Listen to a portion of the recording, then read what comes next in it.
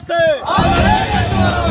जय जवान जय किसान, जय जवान जय किसान, भारत माता की जय, भारत माता की जय, वंदे वंदे मातरम। हम अपना अधिकार मांगते नहीं किसी से भीख मांगते, हम अपना अधिकार मांगते नहीं किसी से भीख मांगते। जिंदाबाद जिंदाबाद, अगस्त क्रांति जिंदाबाद जिंदाबाद।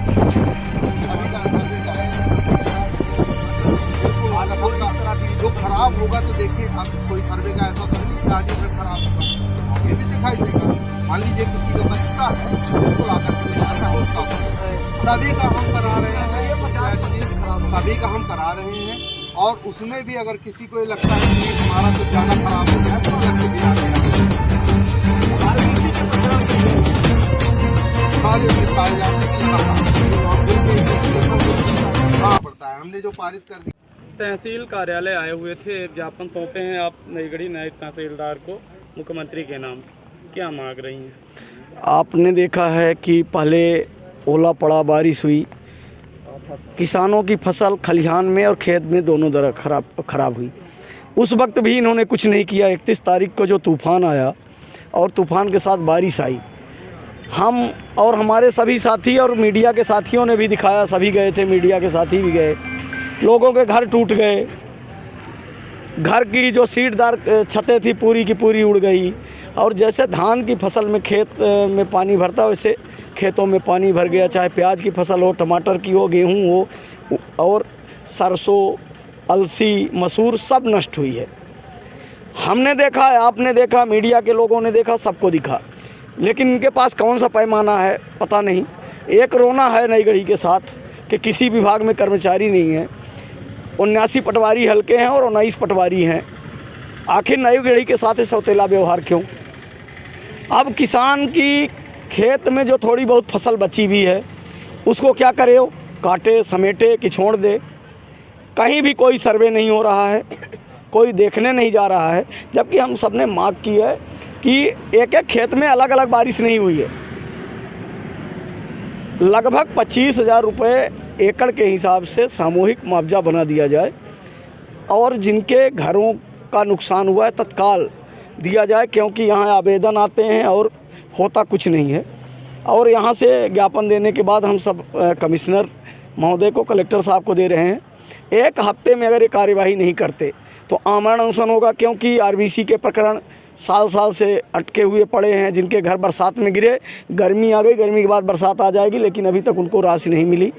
इसी तरह किसानों को कोई राहत नहीं मिलती, फसल बीमा की राशि नहीं मिलती। जबकि बीमा की राशि जिस दिन एक ACC बनवाते हैं या खाद लेते हैं, बीज लेते हैं, उसी दिन काट ली जाती है। अराजकता का माहौल बना हुआ है। कर्मचारी नहीं है, कंप्यूटर ऑपरेटर नहीं है, यहाँ तक कि तहसीलदार जो हैं यहाँ और नायब तहसीलदार हैं, एक खुद बाबू की तरह काम करते हैं। यहाँ केवल रोना है कर्मचारियों का। लेकिन एक कार्यालय खुला है, जनता यहाँ बड़ी आशा से आती है, लेकिन कुछ नहीं हो रहा है। कहीं भी कोई कर्मचारी मिले क्या? हम लोगों ने निवेदन किया कि आप के पास पटवारी नहीं है तो पंचायत के जो सचिव GRS हैं उनसे सहयोग ले लीजिए। तो बोला गया कि वो सब लाडली बहना में व्यस्त हैं। तो लाडली बहना भी खाना खाएंगी, वो 1,000 रुपये देने से घर नहीं चलेगा। किसानों की जो फसल, जिनकी तैयारी थी बेटी की शादी करने की कि फसल आएगी करेंगे, उनके अरमान बह गए। जिनको बेटों का एडमिशन कराना था कि हायर एजुकेशन में जाएंगे, फसल बिकेगी, तो सब उनके ऊपर कहर बन के ये तूफ़ान आया था। और जो यहाँ जिम्मेवार जनप्रतिनिधि हैं उनका आखिर मौन क्यों है? यहाँ के विधायक और सांसद यहाँ के किसानों के वोट से ही बने हैं। चुनाव आएगा तो किसान जो आज इन्हें दिख नहीं रहे, ये अन्नदाता दिखने लगेंगे। तो ये अन्नदाता कल भी थे, आज भी हैं। इन्हें मदद की ज़रूरत है।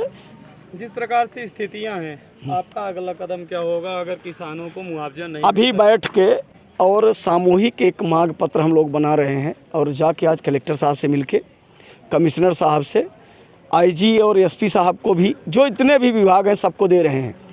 और तिथि का निर्धारण जल्द ही हम करके एक आमरण अनशन करेंगे। सत्याग्रह, जिस सत्याग्रह से हमें गांधी की आज़ादी मिली, इसलिए कि हम लोग अगर बात करेंगे तो ये शासकीय कार्य में बाधा की बात करके FIR कराएंगे और कई तरह के हथकंडे अपनाते हैं। तो अब हम लोग आमरण अनशन करेंगे और जितने लोग पीड़ित हैं, चाहे वो सीमांकन का हो, आपसी बंटवारा का हो, नामांतरण का हो और नक्शा तरमीम का हो, साल साल से जो अटके पड़े हैं, उनसे सबसे निवेदन है कि समस्या आपकी है तो लड़ना आपको पड़ेगा। सभी आगे निकल के आइए और इस आमरण को, अनशन को एक ऐतिहासिक आमरण अनशन बनाना है। आप बीपीएल की बात देखिए, जो वास्तविक पात्र आ रहे हैं उनका बीपीएल साल भर से नहीं बन रहा। मेरा ये कहना है कि जिनके बीपीएल बने हैं उनका चेक करा लिया जाए और जिनके आवेदन लंबित हैं, आखिर उनमें क्या पैरामीटर अपनाया गया। जिनके 100 एकड़ ज़मीन है, पक्के घर बने हैं, 4 व्हीलर है, ट्रैक्टर है, उनके घर के सभी सदस्य बीपीएल में है। जो वास्तव में झोपड़ी में रह रहा है, जिसके रहने का घर नहीं है, उसका बीपीएल में नाम क्यों नहीं जुड़ रहा है? मात्र एक कारण है कि पैसे वालों ने अधिकार को खरीद लिया और जो वास्तविक पात्र थे उनके पास पैसे नहीं है, इसलिए ना वो बीपीएल खरीद पा रहे हैं, ना उनको जो फसल नुकसानी है मिल पा रहा है। इसलिए एक रास्ता बचा है सत्याग्रह का और हम सब मिलकर करेंगे आमरण अनशन। एक संदेश आपके माध्यम से और है लोगों को कि जो आप रोने की आदत डाले हैं, रोना छोड़ दीजिए। रोने से आज़ादी नहीं मिली, लड़ने से मिली है। और अपने अधिकार हक के लिए लड़ने के लिए जो तिथि आप सबको सूचित की जाएगी इसी तहसील के सामने। गांधी मंच के संगठन के द्वारा आपको एक ज्ञापन पत्र सौंपा गया है, क्या मांग की गई है? यही अभी एक तूफ़ान और थोड़ा बारिश से लोगों का नुकसान ऐसा लगा हुआ है। कई लोगों के घरों में भी नुकसान हुआ, उनको कई समस्याएं हो गई। तो उसके संबंध में हमने उसी दिन से ही सर्वे कार्य और किसानों के संबंध में देखने के लिए, पटवारियों को छुट्टी का दिन भी था, तब भी पटवारी वहाँ पे लगातार काम करते रहे। और अभी भी माने जिनका देखा जा रहा है, जिनका बाद में नुकसान समझ में आता है, उनको अभी लगातार कर रहे हैं। और उनको संबंध में जो नुकसानी है और जो सुविधा उनकी है वो सब हम लोग देख रहे हैं। अभी इन्होंने भी जो दिया है जैसे ज्ञापन, उसके संबंध में और भी कोई नाम उल्लेखित होंगे या बाद में मान लीजिए कोई किसी कारण से सामने आता है, सभी का दिखवाएंगे और जो नियमानुसार होगा सबको दिया जाएगा। सर, किस प्रकार से सर्वे चल रहा है? कोई टीम गठित की गई है? अभी पटवारी कर रहे हैं सर्वे और उसके बाद में अगर मान लीजिए टीम की ज़रूरत पड़ती है तो टीम भी बना दी जाएगी। नईगढ़ी तहसील में पटवारियों की काफ़ी कमी देखी गई है। एक पटवारी 2 या 3 हल्के में जैसे पदस्थ हैं, 4 हल्के में इतने ज़्यादा पटवारी हल्के और इतनी कम संख्या, सर कैसे इस काम को सर समय रहते करवा पाएंगे? हाँ, तो थोड़ा सा उसमें हाँ तो कर रहे हैं, पटवारी अपने अनुसार सभी कर रहे हैं। और निश्चित रूप से ज़्यादा काम किया जा रहा है। अभी छुट्टी भी थी, तब भी मैं भी यहाँ पे लगातार बैठ रहा था और निर्देशन कर रहा था। RIs भी लगे हुए हैं। तो हम एक चुनौती है, देखिए उसको हम लोग पार कर लें।